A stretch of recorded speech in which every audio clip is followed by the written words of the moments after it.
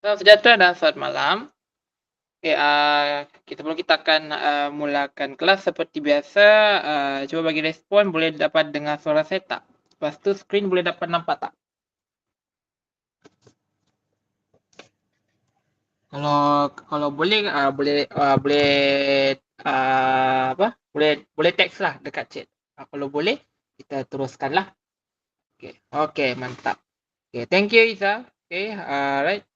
Okay, Amna boleh? Boleh dengar, boleh nampak skrin dengan jelas? Kalau boleh, boleh je respon dekat chat, tak ada masalah.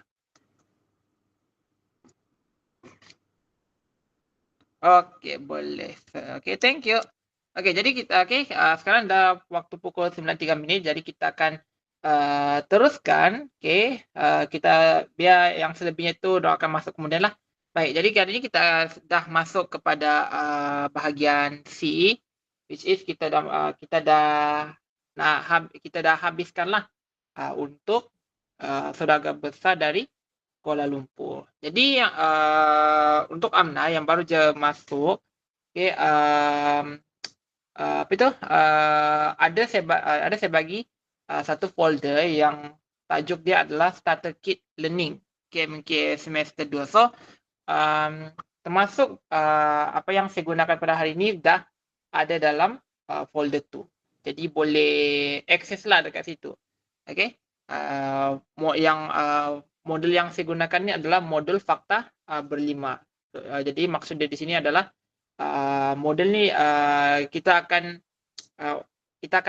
ulang kaji menggunakan 5 fakta saja.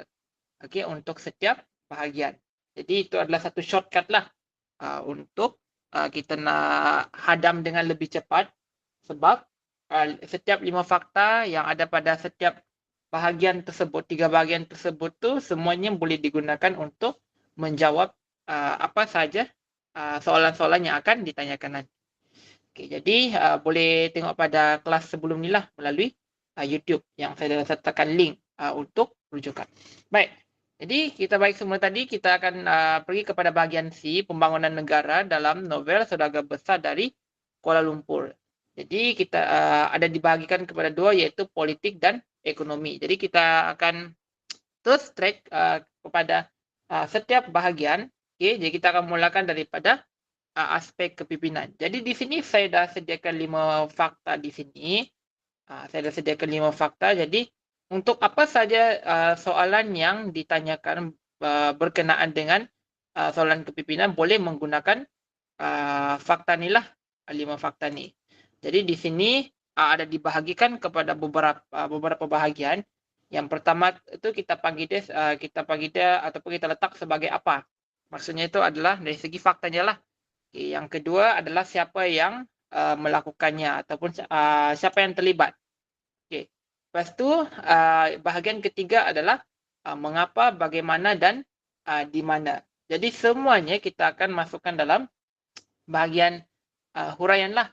Fakta, huraian dan contoh untuk setiap 5 fakta yang kita kemukakan. Okay.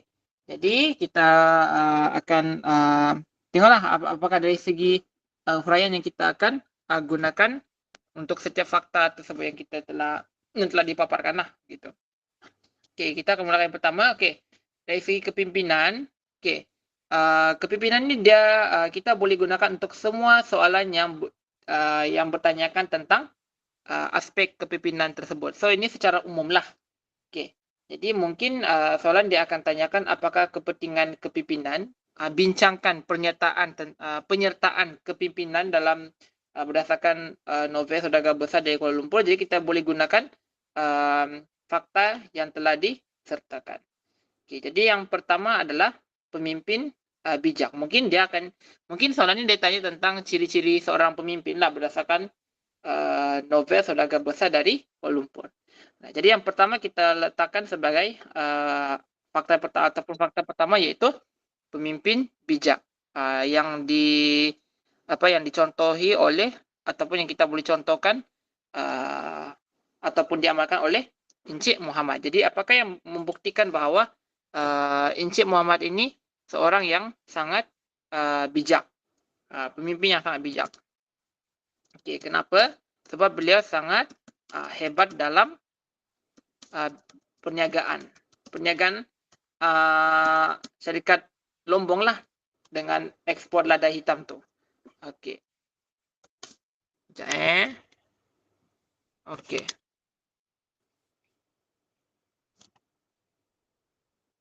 Okey, so kita teruskan. Okey, beliau sangat pemimpin bijak. Okey, fakta yang pertama, pemimpin bijak. Contohnya seperti Encik Muhammad. Mengapa dia dikatakan sebagai seorang pemimpin yang bijak? Karena beliau sangat hebat dalam perniagaan. Okay. Kebijakan beliau telah menyebabkannya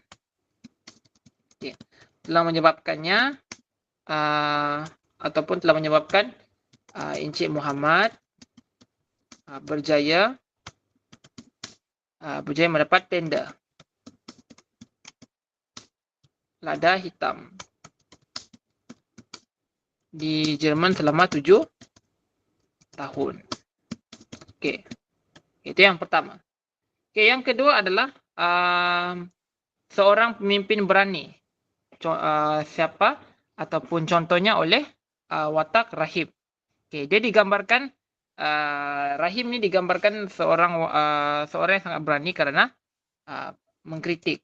Mengkritik apa? Mengkritik ayahnya yang dikatakan lebih mengutamakan keuntungan berbanding dengan nilai kemanusiaan. Apabila ayahnya ingin membuka syarikat Lombong Lembah Tualang. Itu yang kedua. Fakta yang ketiga adalah pemimpin berpandangan jauh. Sebagai contohnya Encik Muhammad, apa yang dia telah lakukan ialah Encik Muhammad telah menghantar anaknya. Menghantar anaknya siapa? Rahim kan? Untuk belajar di university terkenal di London. Kenapa Rahim dihantar untuk belajar ke sana? Kerana dia mempelajari dalam jurusan Ijazah Sarjana Muda Pengurusan Dagang. Ijazah Sarjana Muda Pengurusan Dagang. Untuk anaknya lah, supaya anaknya mempunyai ilmu.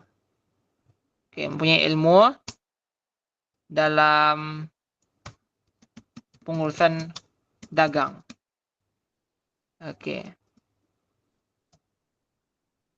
Untuk kenapa dia mesti kena ada ilmu pengurusan dagang oleh Rahim? Supaya apabila ayahnya nanti ingin mengundurkan diri begitu, Rahim tu dia akan sambung lagi lah bisnes ayahnya di syarikat Lombong Lembah Tualang. Yang keempat, seorang pemimpin yang bertanggung jawab. Contohnya oleh Lebay Ma'ruf. Lebay Ma'ruf jadi digambarkan sebagai seorang yang bertanggung jawab. Buktinya setelah beliau mempelajari ilmu agama di Tanjung Karang, beliau kembali ke kampung. Beliau kembali ke kampung Pulai. Untuk mengajar dan berbakti semula kepada penduduk kampung. Titik. Itu yang keempat. Seorang pemimpin yang bertanggungjawab. Dan yang akhir sekali iaitu seorang pemimpin yang murah hati ataupun pemimpin murah. Sebagai contoh watak Lebay Ma'ruf. Lebay Ma'ruf jadi dikatakan sebagai seorang pemimpin yang murah hati ataupun murah kerana beliau telah mewakafkan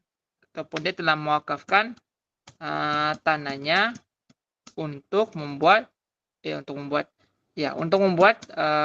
sebuah surau supaya penduduk kampung dapat menggunakannya. Okey, jadi sudah pun selesai. Jadi kalau nak jawab soalan yang berkaitan dengan kepimpinan, dia boleh guna semua ni untuk apa saja jenis soalan lah.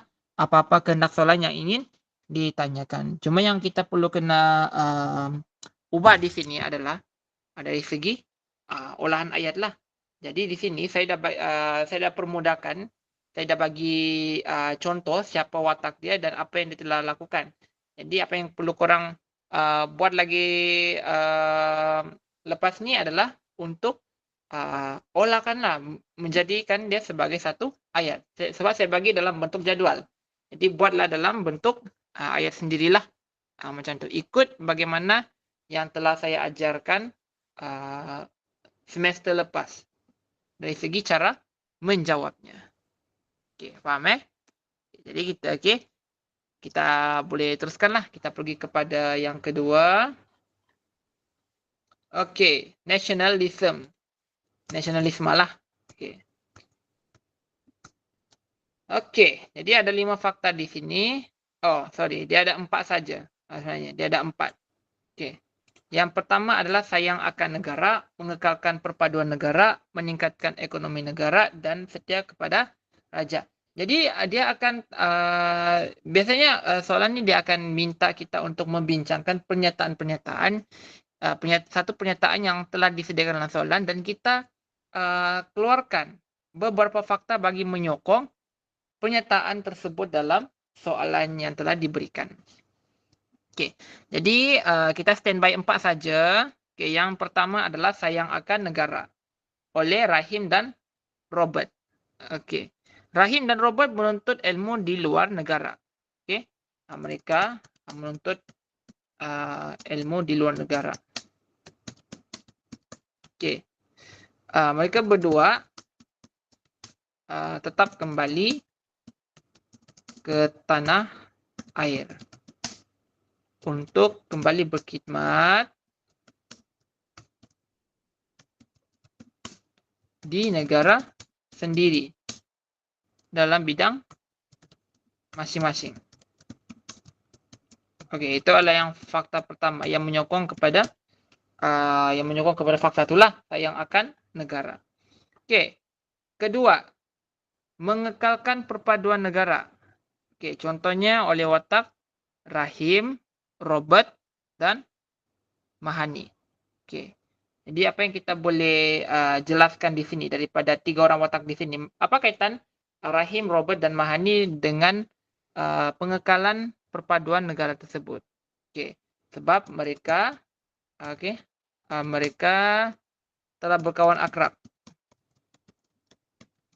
sejak di bangku sekolah lagi. Okey.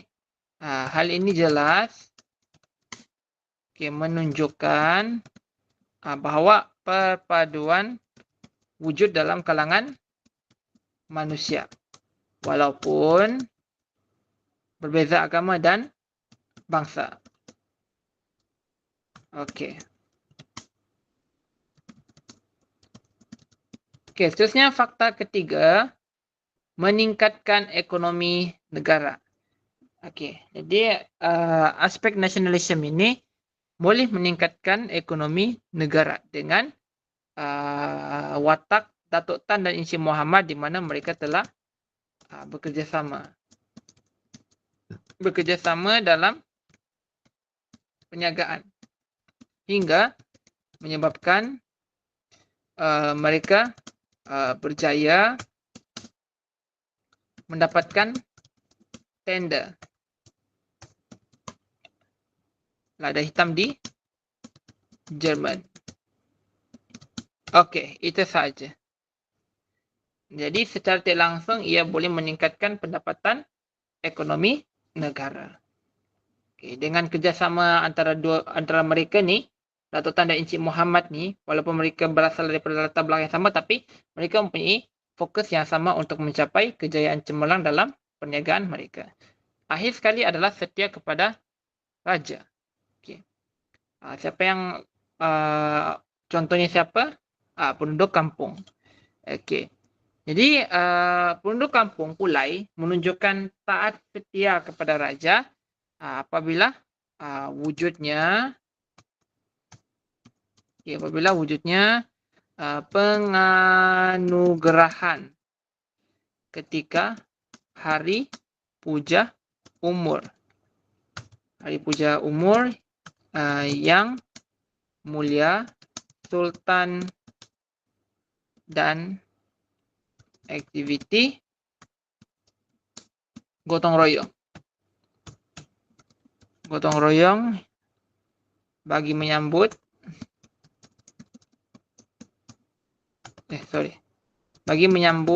kedatangan Sultan. Okey. Nah, jadi sudah siaplah. Itu saja 4 fakta bagi nationalism. Okey. Okay, seterusnya kita pergi pada bahagian yang seterusnya di bawah bahagian C, iaitu politik.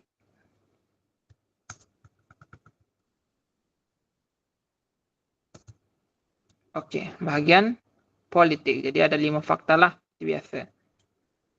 Yang pertama adalah amalan sistem beraja oleh Duli Yang Maha Mulia Sultan. Okey. Duli Yang Maha Mulia Sultan merupakan pemerintah di Lembah Tualang. Okey, jadi baginda dihormati dan disanjungi oleh masyarakat Lembah Tualang, khususnya penduduk kampung Pulai seperti Penghulu Mahmud, Encik Muhammad, Datuk Tan dan lain-lain. Kampung mereka ni dipilih untuk menganjurkan sambutan Hari Puja Umur kepada baginda. Kehadiran baginda ke kampung Pulai disambut dengan penuh meriah sebagai tanda hormat dan taat. Jadi kita dapat nampak sini mengenai dia pada fakta yang pertama dia lebih kepada menceritakan kewujudan sistem beraja dalam negara Malaysia. Jadi bagaimana ianya dilaksanakan sistem beraja itu. Okey, yang kedua, pemimpin yang bertanggungjawab dan amanah. Sebagai contoh, Yang Berhormat Muhammad Yusof. Okey. Dia seorang yang bertanggungjawab dan amanah. Buktinya adalah menunaikan tanggungjawab sebagai wakil rakyat.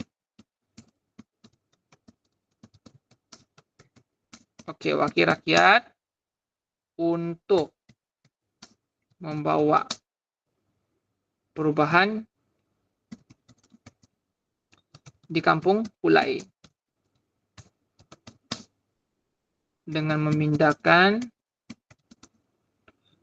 penduduk kampung Pulai ke tanah rancangan.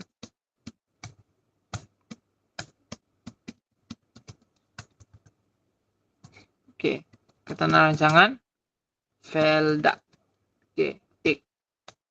Okey, yang ketiga adalah penguatkuasaan undang-undang dan peraturan. Okey, oleh Lawyer Syahril. Okey, Lawyer Syahril ini merupakan peguam kepada keluarga Encik Muhammad. Okey, beliau menguruskan hal yang berkaitan dengan pembelian tanah dan pembagian harta pusaka mengikut hukum faraid. Beliau juga telah menyelesaikan masalah kebun orkid Cik Puan Tipah yang dimusnahkan oleh Pendekar Omar dan pengikutnya. Jadi dalam huraian tersebut kita beritahulah apa yang telah Lawyer Syahril ni lakukan. Contohnya menguruskan hal yang berkaitan dengan pembelian tanah terutamanya. Okey. Pembahagian harta pusaka mengikut Okey, mengikut dia tidak ada pula. Jadi, pembahagian harta pusaka mengikut hukum faraid. Okey, jadi itu sajalah. Okey, seterusnya yang keempat, dasar ekonomi dan perhubungan antara bangsa. Sebagai contoh, yang berhormat Muhammad Yusuf berusaha menempatkan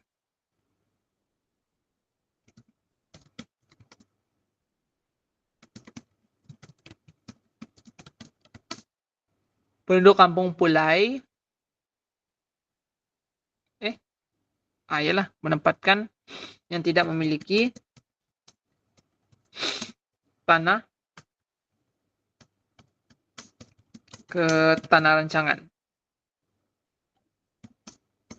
Felda, dan Encik Muhammad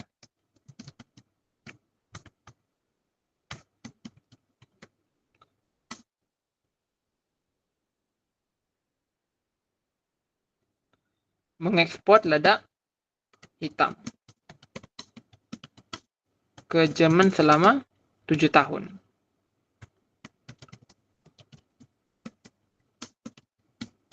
Okey, so saya harap sini sampai sini boleh faham lah kan. Okey, yang kelima adalah sayang akan negara. Contohnya oleh Encik Muhammad. Kasih sayang Encik Muhammad terhadap kampung halaman sendiri telah mendorong Encik Muhammad berusaha bergigi untuk memajukan ekonomi penduduk kampung Pulai. Jadi sini kita boleh letak Encik Muhammad telah berusaha kan. Okey.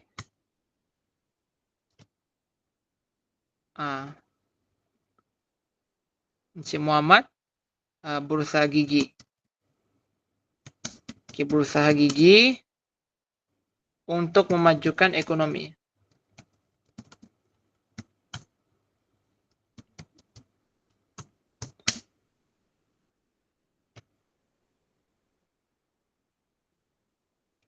Ekonomi negara apa nak kena sambung ayat dia?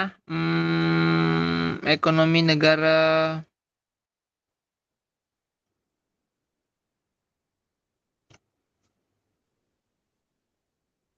okey, dia bukan ekonomi negara, dia memajukan ekonomi penduduk kampung Pulai. Okey, menerusi usaha samanya. Menerusi usaha samanya dengan YB Muhammad Yusuf. Okey, itu saja. Okey. Terus kita terus gerak ke seterusnya ya. Okey, kita pergi ke usahawan. Okey, kita pergi kepada usahawan. Okey, jadi ada 5 fakta di sini yang kita boleh gunakanlah.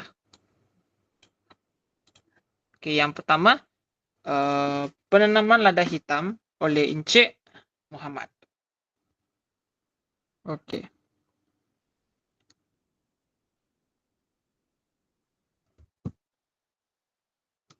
Okey, Encik Muhammad mengekspor Encik Muhammad mengekspor lada hitam dengan meluaskan pasaran lada hitam ke Jerman. Okey, stop. Itu yang pertama. Okey, yang kedua, penanaman pokok getah oleh Datuk Tan dan penduduk kampung Pulai. Okey.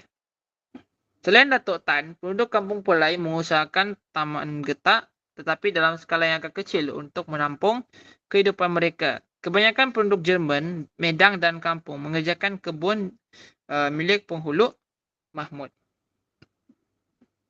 Okey, jadi kita letakkan di sini huraiannya selain Datuk Tan. Okey, selain Datuk Tan, penduduk kampung Pulai mengusahakan tanaman getah.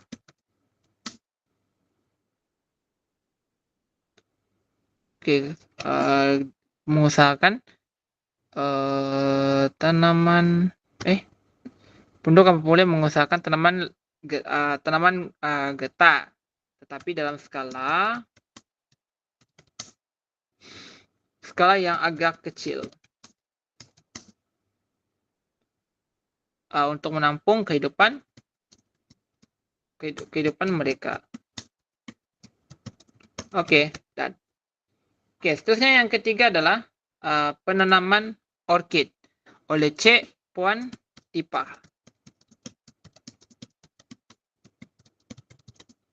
Cik Puan Tipah telah mengusahakan tanaman orkid dengan membuka seluas 4 ekar di jeram medang.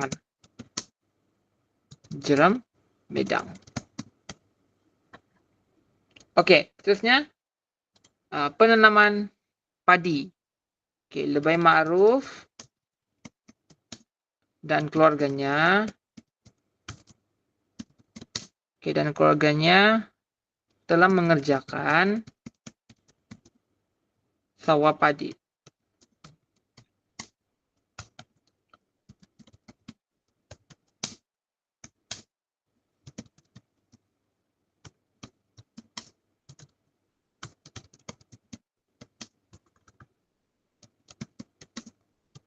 Oke, Tanjung Karang, Selangor. Oke, itu saja. Oke, seterusnya kita pergi kepada sekali yaitu pengusahaan dusun oleh pemandu Land Rover. Oke, pengusahaan dusun. Oke, pemandu Land Rover membawa Sudin. Oke.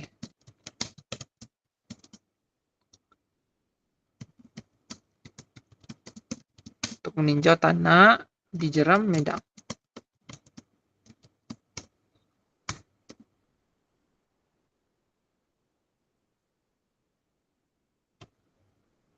Oke, sorry saya tengah cek dulu kalau ada yang kurang ke apa kan. Oke. Pemandu membawa Sudin untuk meninjau tanah di jeram medang.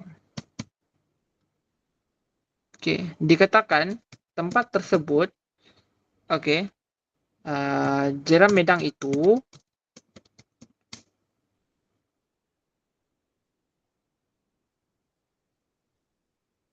mengusahakan buah-buahan.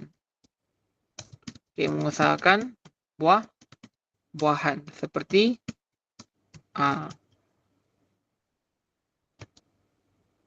tak apalah, tidak perlu lagi, kita letak ke sini sajalah.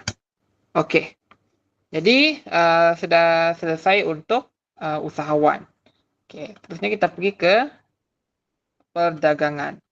Oke, this is a final topik lah. Sebelum kita akan pergi kepada yang saya ada nyatakan tadi lah masa awal kelas tu. Oke, perdagangan. Oke, perdagangan ekspor dan import. Oke.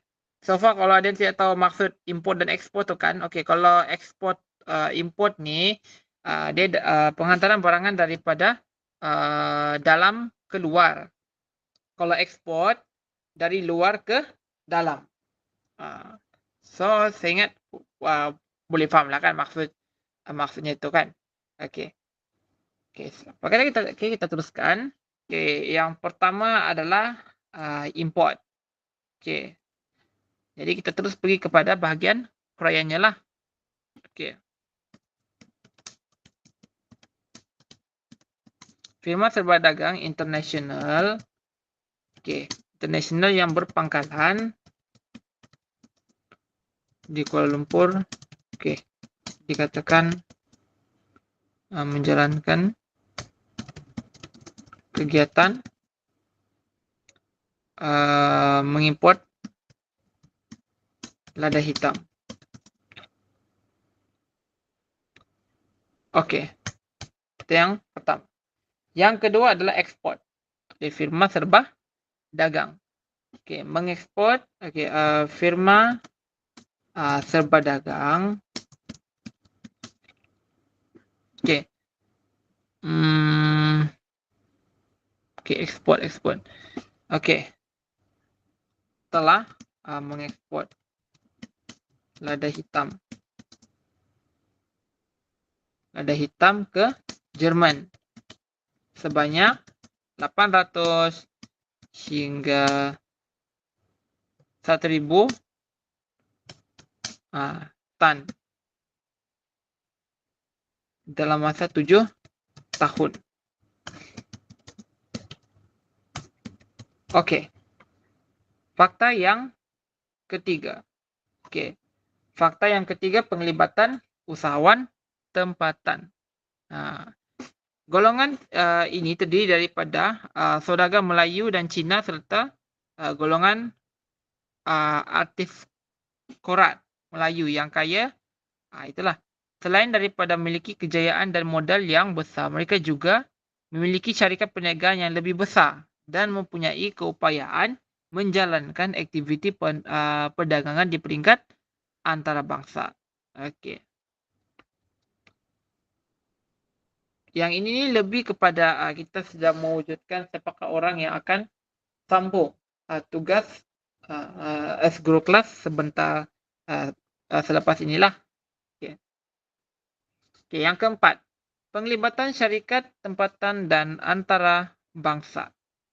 Okey.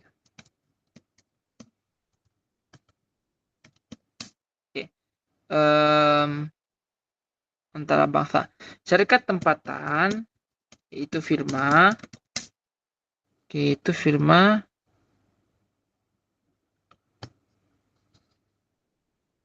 kejap antarabangsa. Okey, serba dagang internasional. Internasional telah mendapat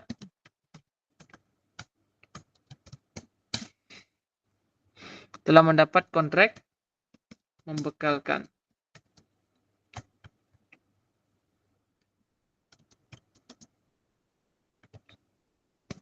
Okey, membekalkan lada hitam kepada sebuah syarikat Jerman.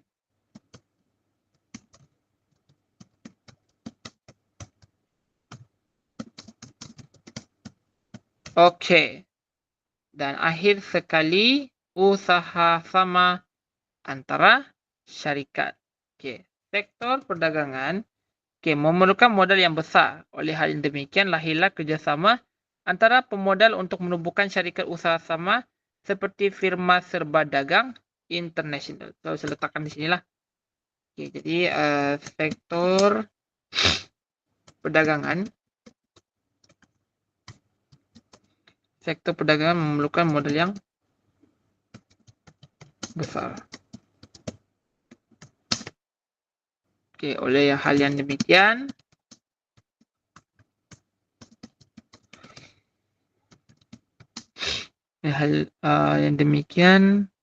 lahirlah kerjasama.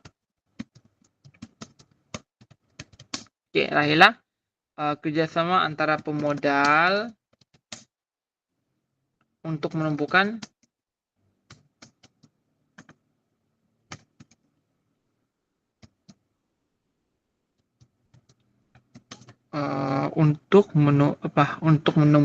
menumbuhkan. Okey. So, untuk menumbuhkan. Okey. Jadi itu saja dari segi faktanya yang kita boleh gunakan nanti untuk menjawab semua soalan pada ujian ataupun trial pada masa akan datanglah. Okey. Jadi kita pun sudah habis kelas. So ini bermaksud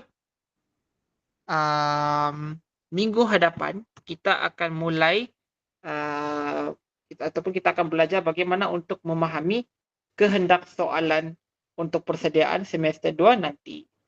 Jadi sebelum kita akan tamatkan kelas, Okey. Sambil kita dekat apa kan, dekat rumah sukan masing-masing kan. Begitu. Sorry. Saya cakap dengan murid saya pula. Okey, sambil-sambil apalah kan, kita prepare, ada tak siapa-siapa nak tanya soalan? Berkenaan dengan apa yang kita sudah daripada Suratul Salatin sehingga ke novel ini, ada tak apa-apa yang tak faham ataupun dah apalah kan, ataupun dah boleh untuk kita memahami dari segi fakta-faktanya untuk setiap bahagian yang kita telah pelajari sebelum ni. Bahagian A, bahagian B dengan bahagian C. Ada tak soalan nak tanya?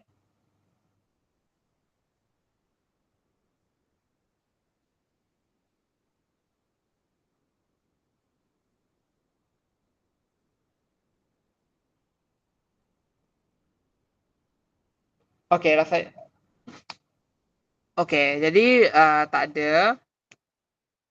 Okey, so jadi kita pun dah habiskanlah untuk silibus kita pada hari ini. Jadi congrats, kita sudah pun habiskan setelah beberapa bulan dalam beberapa bulan, beberapa minggu begitu kan. Jadi untuk minggu hadapan atau kelas seterusnya kita akan kita akan belajar bagaimana untuk kita nak memahamkan kehendak soalan. Jadi saya dah sediakan beberapa soalan untuk kita fahamkanlah di mana ataupun apa jawapan yang harus kita tulis dalam sebuah esei tersebut.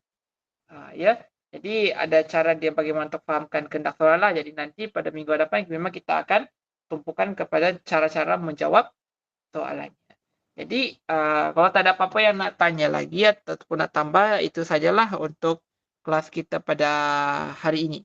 Okay, jadi terima kasih Iza, terima kasih Patricia, terima kasih Abang Riza kerana sudi datang ke kelas bersama tadi. Amna dengan Dave ada masuk tapi terkeluar. Tak apa, pun terima kasih juga untuk mereka yang sudah masuk ke kelas lah pada hari ini. Okay, jadi recording kelas akan saya upload seperti biasa.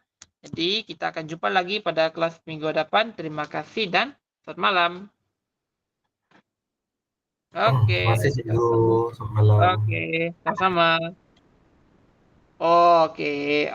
Okey, Amna dengan Patricia orang yang sama. Okey, faham?